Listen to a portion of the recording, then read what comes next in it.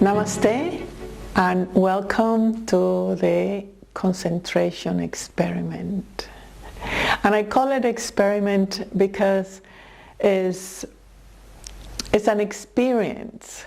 I can tell you many things about what is concentration, but until you are not putting into practice certain sharpness, a certain trajectory that is uninterrupted, and you have the concrete results, you won't really understand what is concentration. We associate concentration with a faculty of the mind of making the senses, what you see, what you hear, what are you feeling, into one point. So, for example, if you are looking at me, you are really with me, you're hearing me, you are not thinking in nothing else. So there is not what we call subdivision. It's just a one-point presence on the senses, using the mind, using your kinesthetic attention to absorb something or to acquire certain knowledge. Also, when we talk about concentration relating to meditation, we are having that withdrawal of the senses. We are just using the opposite. You are not really focusing outside of anything. You are just bringing all the attention inwardly. Right? Where you are not interested to hear anything, you're not interested to see anything, to learn anything, to become anything, to do anything. You are just simply want to repose within. And that withdrawal of the senses naturally start to have a desire, a magnetic desire to be stable. So yes, you can come out and think, oh yes, what she say in the video, but right now I am with me. I am just checking with me. It can come out and in all the time, out from any point of reference you have. Usually the past. You can jump and say, oh, what that person say, then you lose a point of reference within you. And it's in that kind of concentration that we are interested.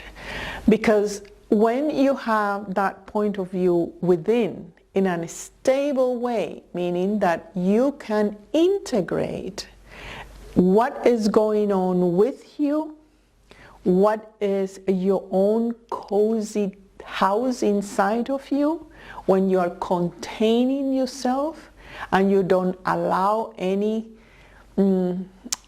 distractions, opinion of others, expectations, repressions, pain of others to affect you.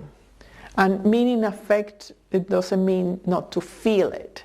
It means that you are not reacting to get out of yourself. You are still processing that, and if you desire, you can go and help or do some kind of expression. But mostly concentration is that place where you have containing your inner space, where you are witnessing everything in the external, and that external don't get you out of you. So a certain stability, not only through the senses, but in the being itself. This is so important because we have confused concentration as just, okay, now I'm going to meditate and focus in between the eyebrows, and if I don't do that for 10 minutes or 3 minutes, then I'm not concentrating. That is a lot of effort. And yes, meditation can start by gently focusing in the attention in one point, inwardly or outwardly. It could be an image of a mandala or a deity. But inside, the concentration is when you let go of that form and then it dissolves naturally into the non-form. It's when you naturally start being within you without the jumping in and out, jumping in and out, jumping in and out. And in this exploration, yes, there will be some techniques, but also some reflections of what is it that takes you out of yourself, and what are the consequences of being out of yourself. Because what is happening when you're not in? When you're out, then who is in? And where is the out? So all these frequencies that are unstable is due to lack of concentration. When you are concentrating in your own passion, on your own enthusiasm, and your own drive, your spiritual drive, you are very concentrated. Nothing really takes you away from that. It's like when you meet first a lover, right? Or you really like that person, and all you can think is in that person. And the point they say, oh, please, just give me a break. It's so intense that only can last 120 days. After 3 months, you say, okay, now what is the truth in here? That's when people say, oh, it's the end of the honeymoon. But it's just that we don't have that amount of energy to keep concentrated that intensively outside. It needs to be more subtle, more peace, more smooth, more prolonged. And inside, then the outside, it becomes just like a result. So that inversion of what we understand as concentration lead us to meditation and lead us to integration of our own destiny, of our own impulse, of our own wiring. So in this research, because I don't want to call it course, it's not really that you're gonna learn new things. It's more like an inner research. It's when you take notes. It's when you listen to the lectures and you say, okay, what can I extract from this? What is that I need to hear right now? And that way you can come back over and over into this practice. We do have a little practice, yes, a physical and some breathing and some meditation that help you for sure to stabilize that flow of energy in your body that is not out, out, out, out only. It's in that in and out, nice and easy, but always in the in, never in dependency to the out.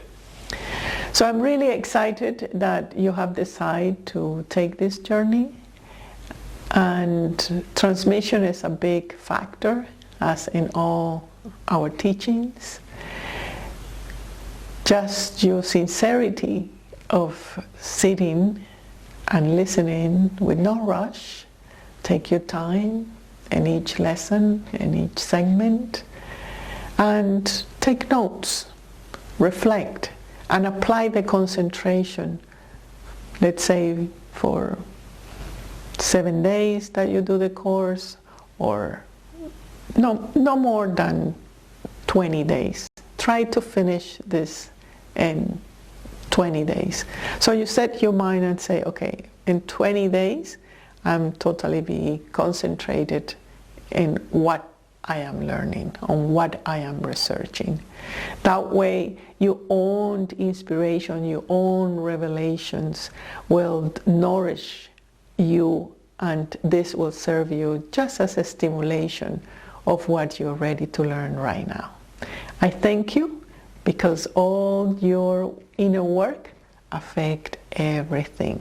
You are precious in that way, and just dedicating yourself just a few minutes a day on this research, it benefits all creation.